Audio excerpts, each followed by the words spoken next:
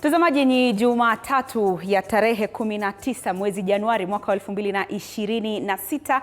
Karibu kwenye taarifa zetu za upeo wa TV47. Tuna mengi tuliokuandalia, lakini kwanza ni vidokezo.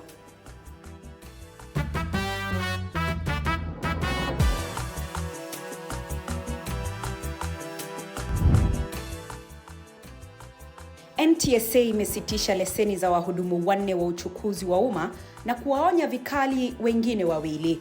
Na huku haya yakijiri, watu kadhaa wahofiwa kufariki katika ajali ya hivi punde huko Gilgil, kaunti ya Nakuru. IPOA yaanza uchunguzi kuhusu kifo cha mfanyabiashara George Gathu Matheri baada ya maafisa wawili wa polisi kudaiwa kumuua kwa kumpiga risasi katika mji wa Karatina. Na nyufa zazidi kuibuka katika chama cha ODM kati ya familia za Odinga na Oburu.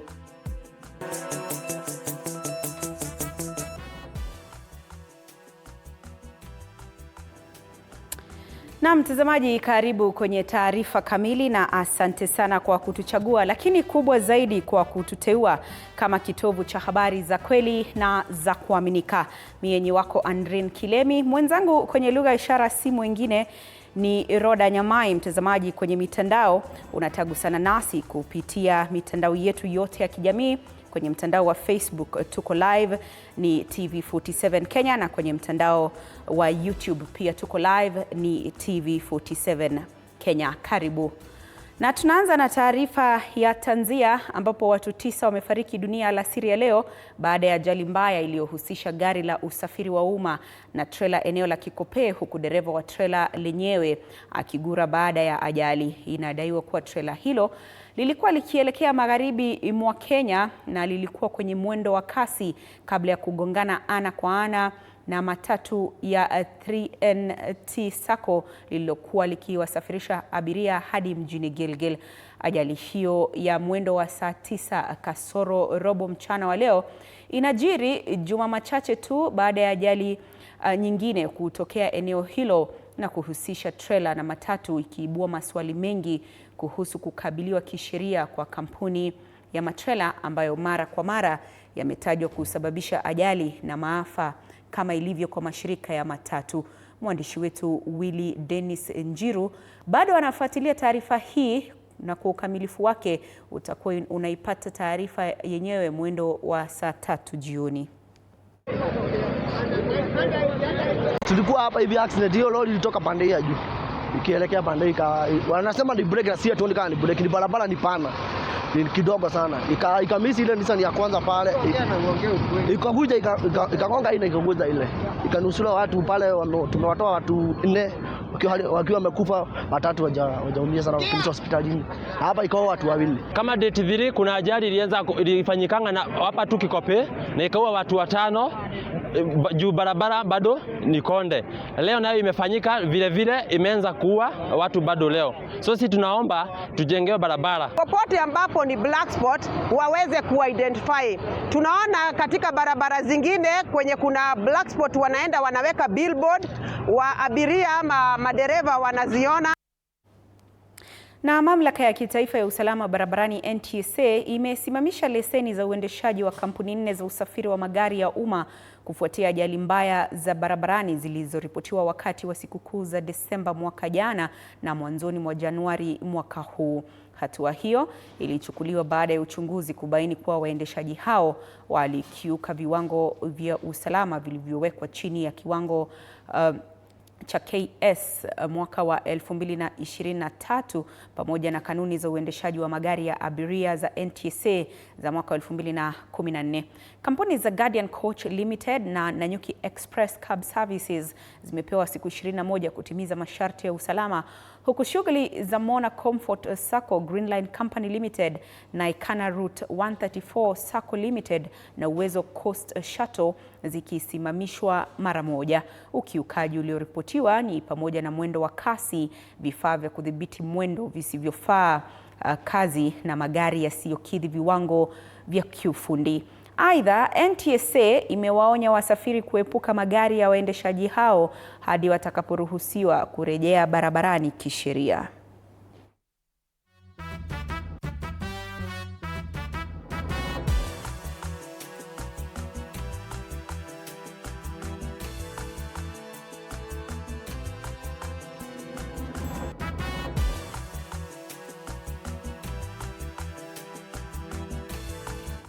Na msuko mpya unaonekana kuibuka ndani ya chama cha ODM, ingawa kwa muda mrefu chama hicho kimehusishwa na familia ya Odinga. Kauli za hivi karibuni hadharani zimeibua maswali kuhusu mshikamano wa uongozi wa juu wa chama hicho, hususan kati ya wanafamilia wa marehemu Raila Odinga na mrengo wa uongozi wake Oburu Oginga. Mwandishi wetu wa masuala ya kisiasa Mike Kagwongo anaangazia namna tofauti hizi zinavyojitokeza, huku baadhi ya washirika wakitaka uongozi mpya na wengine wakihimiza utulivu. Migawanyiko ya ndani ya ODM ambayo mara nyingi imeelezwa kama mvutano wa kifamilia sasa imeanza kujitokeza wazi, chama hicho kikijiandaa kwa uchaguzi mkuu wa mwaka 2027. Baada ya kifo cha aliyekuwa kiongozi wa muda mrefu wa chama Raila Odinga mnamo Oktoba mwaka jana, kakake mkubwa Oburu Oginga alichukua mamlaka chamani.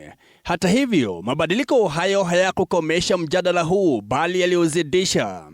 Baadhi ya viongozi wakuu akiwemo katibu mkuu Edwin Sifuna na mbunge wa Embakasi Mashariki Babu Owino wameonekana kuwakilisha mrengo mkali unaotaka kushawishi mwelekeo wa chama kupitia sauti mpya za uongozi. Wakosoaji wao wanasema ushawishi huo unatishia ulinzi wa urithi wa kihistoria wa chama. I think ODM should be allowed to die a natural death, just like all other political parties before it. If you look at KANU, the moment Moi left power, KANU started diminishing and eventually got totally out of national landscape. Katika mikutano ya hadharani ya hivi karibuni, Winnie Odinga amekuwa mstari wa mbele akisisitiza kuwa uongozi wa ODM unapaswa kuwa wa kujumuisha wote na kwamba hakuna mwanachama anayepaswa kufukuzwa. Hakuna mtu atatolewa kwenye hii chama. Hakuna siku baba aliwahi anybody atoke kwenye hii chama. Wanaongea sana na tukiuliza maswali wanasema tutoke kwenye chama. Hata hivyo, baadhi ya sauti ndani na nje ya ODM zinasema kuwa tofauti hizi zinaashiria mgawanyiko wa kina zaidi kuhusu ushawishi wa uongozi na mustakabali wa chama. Wakosoaji wanaonya kuwa mvutano kati ya kizazi kipya cha familia ya ODM na uongozi wa Oginga unaweza kudhoofisha mshikamano wa chama. For Winnie Odinga, she wants to take over the legacy of her father so that she continues being in the political space. But if you look at the issues she was raising even at Mukunji yesterday, those are issues that can only be implemented by the government, and it means someone who can engage the government.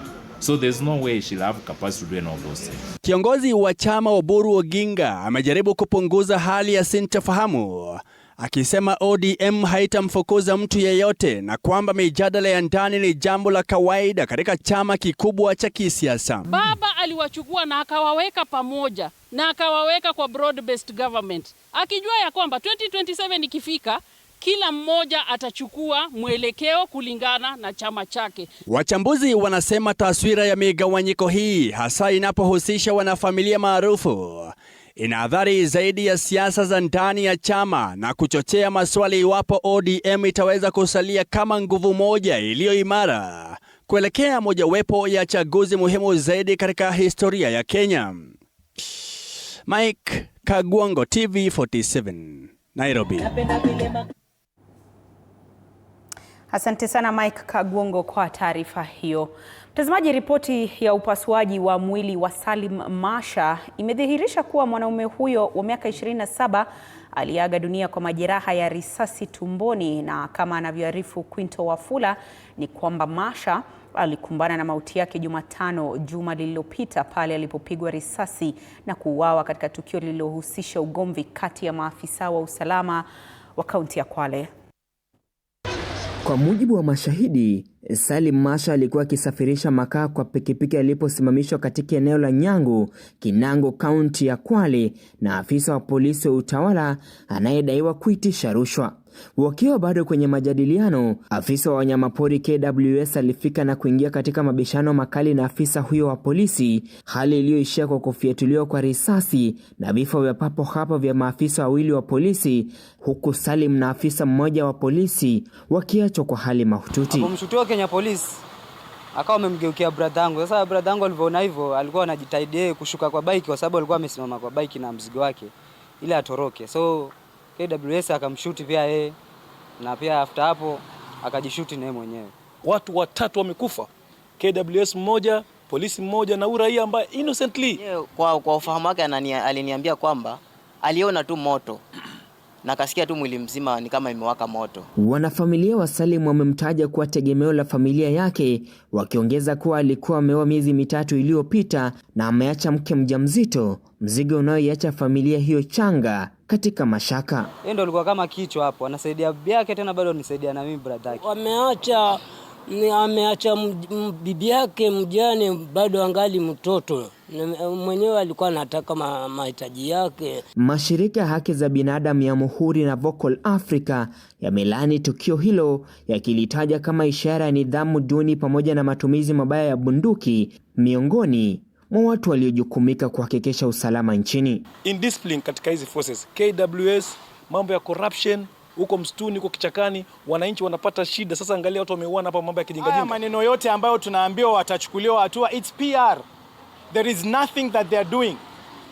Up to date, Brian Odhiambo is missing.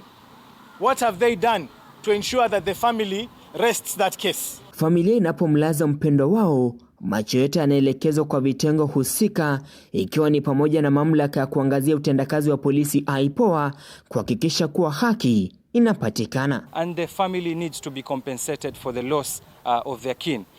Though not sufficient, but they have a right to be compensated, kwa sababu it is the brutality and the inhumanity ya yule police officer imeweza kuchukua maisha yake. Quinto Wafula, TV47, County ya Mombasa. Na uchunguzi na usafiri ulitatizika mapema hii leo katika barabara ya Nairobi kuelekea Karatina baada ya wakazi kuweka vizuizi barabarani wakiandamana kufuatia kifo cha mfanyabiashara George Gadhu Madheri. Maandamano hayo yalisababisha mali ya dhamani isiyojulikana kuharibiwa mjini Karatina. Madheri anadaiwa kupigwa risasi na afisa wa polisi aliyekuwa akishika doria jana usiku takriban saa 5 mjini Karatina. Afisa huyo anadaiwa kumpiga risasi baada ya mzozo mkali kati yao. Mamlaka huru ya usimamizi wa polisi IPOA sasa imeanzisha uchunguzi kufuatia kisa hiki, ikithibitisha kuwa afisa huyo wa polisi tayari amekamatwa na anasubiri kufikishwa mahakamani. Tayari maafisa wa IPOA wamezuru eneo la tukio na kukusanya ushahidi muhimu utakaohitajika katika kesi hii. Mamlaka hii ikihakikishia umma kwamba juhudi zote zinafanywa ili kupata haki kwa familia ya marehemu. I'm very disappointed for the act that happened last night. I can't believe that my husband is no more, and I'm seeking justice for him. He didn't deserve to be shot. Justice for my husband. We were informed by saa 5 ya usiku. That's when we came with the mother and found it is true that my son was killed by the askari. He was only 40 years at the prime age. Sisi hakuna kitu walikuwa wanaulizana. Kuna mambo ya kuua mtu na kuulizana kweli? Kuna mambo ya kuulizana na mtu ya kuua mtu? Sasa ile kitu tunataka sisi ni haki. Tunataka haki ya George. Huyo askari alikuwa mlevi. Na Rais William Ruto amesema serikali haitaruhusu siasa za kuvuruga mipango ya maendeleo ya vijana na taifa kwa ujumla. Akizungumza mjini Nairobi wakati wa utoaji wa fedha za mpango wa Nyota, Rais amesisitiza kuwa elimu, ajira na fursa za kazi nje ya nchi ni vipaumbele visivyo vya kisiasa. Mwandishi wetu Mwaluse Meshak anatujuza zaidi. Leo si leo. Rais William Ruto amesema serikali yake imejizatiti kujiepusha na siasa za muda mfupi na badala yake kuwekeza katika mipango ya kudumu itakayobadilisha maisha ya Wakenya, hususan vijana.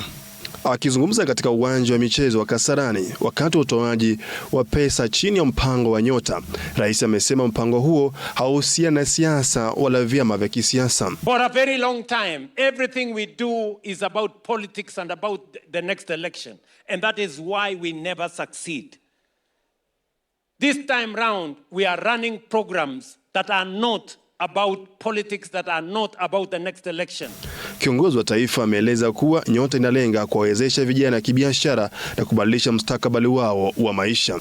Hafla hii ya Nyota imewaleta pamoja vijana zaidi ya 10,000 wa kaunti ya Nairobi, Kajiado na Kiambu.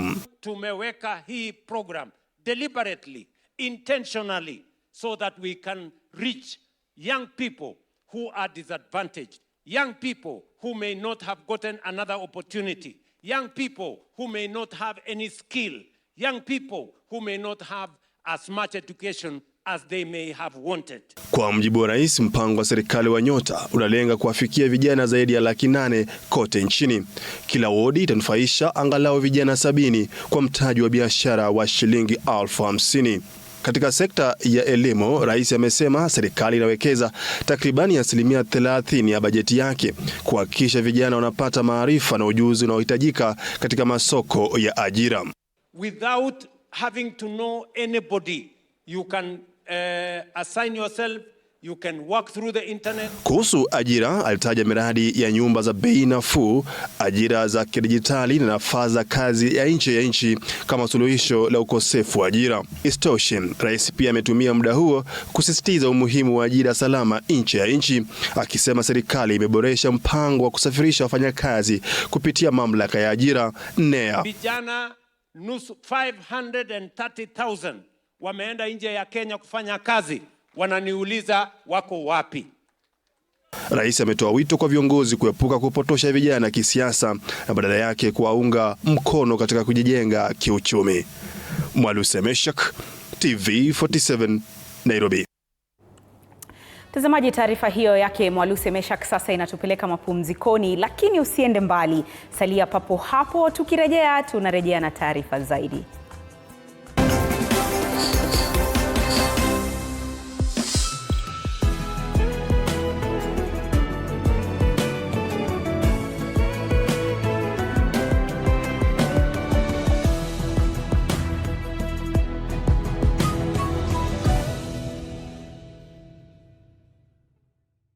No more excuses. It's time to rise, grind, and own your mornings. Join Coach Shadrack Ouma every Monday to Friday from 5:30 to 6 a.m. only on TV47.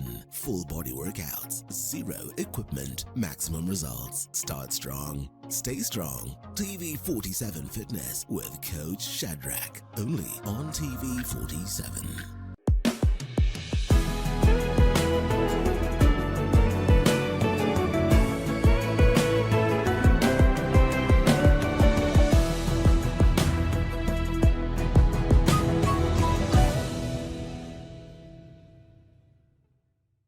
Looking for the perfect way to kick off your weekend?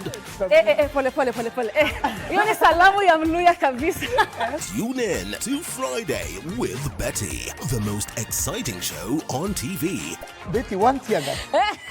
Betty, I don't know where this guy's going. From the latest news and trends to unforgettable moments.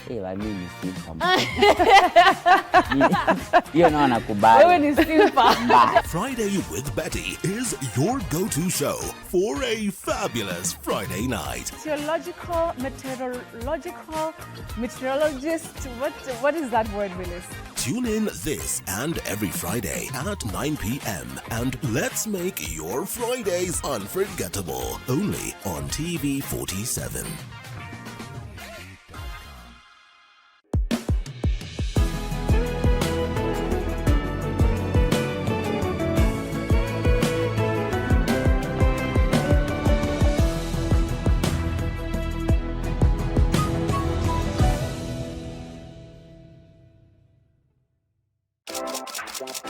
This is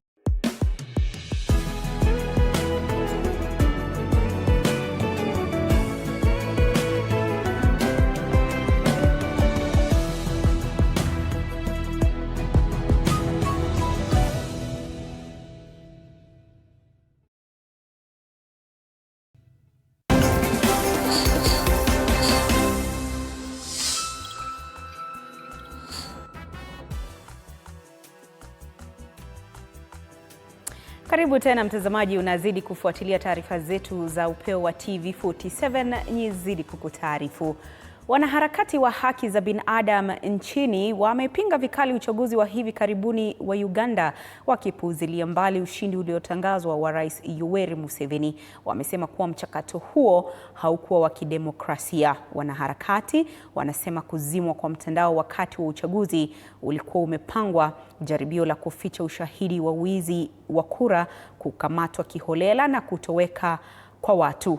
Wameshtumu vikosi vya usalama vya Uganda kwa kuvuka mipaka kutoa ulinzi hadi kuingilia moja kwa moja, wakisema kuwa maajenti wa upinzani kutoka chama cha National Unity Platform waliripotiwa kufukuzwa katika vituo vya kupigia kura au kutekwa nyara ili kuzuia wasimamizi wa upinzani kufuatilia mchakato wa kuhesabu kura. Wanaharakati wametoa wito wa kuachiliwa mara moja kwa watu waliokamatwa na waliotekwa nyara. Museveni deployed an algorithm designed to hit a 70+% threshold. This was a coronation by calculation, not a count. AU's complacency today sets a dangerous precedent, suggesting that the Africa we want is one where sovereignty is stolen at the barrel of a gun, while continental body looks the other way. We demand for the release of all political prisoners. In this, we demand the immediate and unconditional release of all the prisoners, activists, and abductees. The world must stop subsidizing a dictatorship that uses the tools of democracy to dismantle it.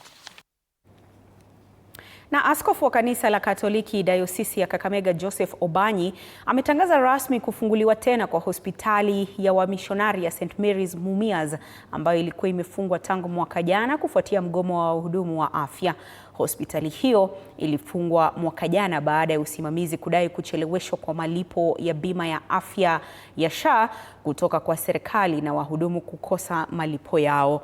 Akizungumza na wanahabari katika eneo la Bishop Stamp, Askofu Obanyi amefichua kuwa wamelazimika kukopa fedha ili hospitali hiyo iweze kumudu mahitaji yake na kuweza kufunguliwa mwishoni mwa mwezi.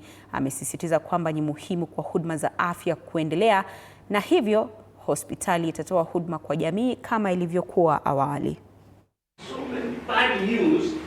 Tumekusudia ya kwamba hospitali itaanza kufunguliwa kwa hatua kwa sababu lazima yale masuala ambayo yalikuwa ya kwamba hawajalipwa na kupata yale mapato hata yale mengine malipo kutoka kwa bima ya SHA inapolipa ndipo tuweze kuanza na haswa kuanza kwa kufikiria ya kwamba hospitali ile ni hospitali ya kimishoni na hospitali ya kimisheni ni hospitali ambayo kazi yake zaidi ni kuwahudumia watu wagonjwa wale wasiojiweza, na ndio sababu inaitwa St. Mary's Mission Hospital, na tungependa kurejesha huo mwito wake wa kuwa misheni kwa kuwasaidia watu na kuweza kufanya kazi yake kwa sababu ya huduma ya watu. So people focused, people centered.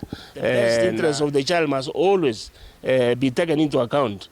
Hivyo basi hawa watoto wetu ambao ndio wa kwanza katika huu mtaala mpya wa grade 10 wasije wakateseka kwa sababu ya makosa hapa na pale, kuchelewa hapa na pale, kukosa karo hapa na pale kwa sababu ya kutojipanga vizuri. Na wakazi wa Kamandura pamoja na wazazi wa shule ya msingi ya Kamandura eneo la Limuru kaunti ya Kiambu leo hii wameandamana wakipinga vikali unyakuzi wa ardhi ya takriban ekari 3 ya shule hiyo. Wakazi hao wameilaumu bodi ya shule hiyo pamoja na baadhi ya wanasiasa wa eneo hilo kwa kupuuza malalamishi yao kwa muda mrefu, huku wakisisitiza kuwa hawataruhusu taasisi ya TVET kuingilia shule hiyo. Aidha, kamishna wa kaunti ndogo ya Limuru amewahakikishia kuitisha kikao cha dharura ili kutatua mvutano huo. Na tuko na shida ya huu uwanja wetu wa shule. Watoto wetu wako na shida, hawana uwanja wa kuchezea. shamba imechukuliwa, zingine madarasa hadi zinabomolewa. Sasa tunataka haki kwa watoto wetu. Tulipowapea nafasi wajengee shule na tunafurahia, lakini bado tunaogopa kesho wataambia watoto wetu warudi nyumbani wakose shule. Lingine ni kwamba ile shamba ambalo lilitolewa ni kubwa kuliko lile liliachwa. Mtu hawezi kukupea shamba kubwa kuliko yenye anajiachia. So tunauliza serikali iangalie hii maneno tena. Ofisi zenye wameingia zote tunataka kujua ni gani na gani. Juu walituita wakatuambia kwa mkutano hakuna ofisi wajaingia yoyote. Na kiwanja imeenda na wakatuonesha beacon, hao wenyewe ndio walituita, wakatuonesha shamba imetoka pale mpaka pale, hata jikoni huku hatuna. Hatujakataa watoto wa college kucheza. Are we together? We share. Tuko pamoja. Tukae chini na wazazi ya shule, kamati ya shule na kamati ya polytechnic. Alafu tuongee na tupate suluhisho.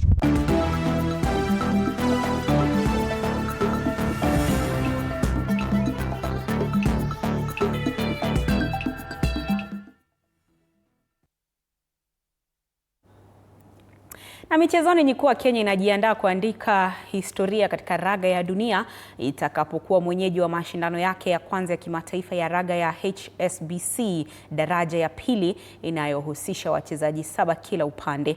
Michuano hii itasakatwa tarehe 14 na 15 Februari mwaka huu katika uwanja wa Nyayo jijini Nairobi. Kwa hatua hii, Kenya itakuwa taifa la pili barani Afrika kuandikisha matokeo hayo.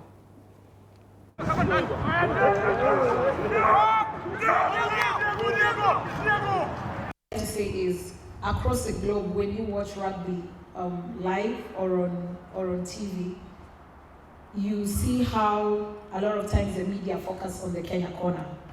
So this time we are privileged as hosts to have the whole stadium as Kenya corner, so the rest of the world will be able to see what we Kenyans are able to. What we Kenyans are all about. That's why we are still appealing to more partners to come on board and either cash or in kind to write off some of our costs. 300 regular to 2,000 VIP. That is now closed because, as we announced, we've crossed the 6,000 mark. We are getting close to the 10,000 mark. So we encourage people to take advantage of now what we call now the advanced ticket sales. Advanced ticket sales is 500 regular to 2,000 regular VIP. 2,500 VIP. Continues supporting the sports, not just its growth, not just its development, but I think this tournament has to be successful for all of us, for SportPesa, for the core sponsors, I think for the rugby union. We want this to be successful. Na mabingwa wa ligi kuu ya kandanda nchini Police FC wameandikisha sare ya bao 1-1 dhidi ya Nairobi United kwenye mchuano wa ligi kuu nchini Kenya uliochezwa ugani Police Sacco jijini Nairobi. Naiboys walifungua ukurasa wa mabao katika dakika ya 63 kupitia bao lake Ovela Ochieng, huku Police wakisawazisha katika dakika ya 83 kupitia bao lake Viz Kotiama. Sare hiyo kunradhi imeweka Kenya Police katika nafasi ya 5 kwa alama 25, huku Nairobi United wakisalia katika nafasi ya 7 kwa alama 24. Unawaka ndani ya Police Sacco. Leo tumepoteza pointi mbili za maana sana. Na I think most of the game tumedominate. Pia ukiangalia second half tumeweza kucreate many chances lakini hatukufunga, but nadhani pia vijana I think pia wanaanza kujifunza mtindo wangu na naamini wakishaipata vile nataka nadhani itakuwa sawa. Nafikiri tumepoteza alama 2. Haikuwa madhumuni yetu, but through our own mistake, saa zingine kama tuwezi rectify vitu kama hizo simple defending, then mwishowe inakuja na tucost upande yetu.